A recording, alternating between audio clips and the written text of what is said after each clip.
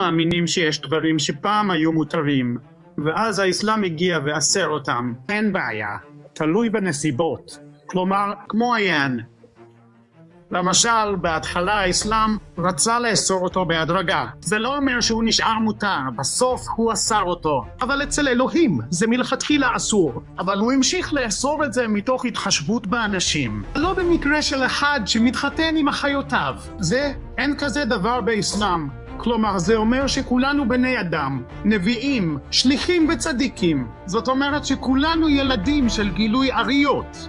אז מאחר שזה משהו שקשור לייחוס, אלוהים לא נכנס לנושא של אסור ומותר, וכל מה שדומה לזה, כי זה עניין יחסי שנשאר איתך עד סוף חייך.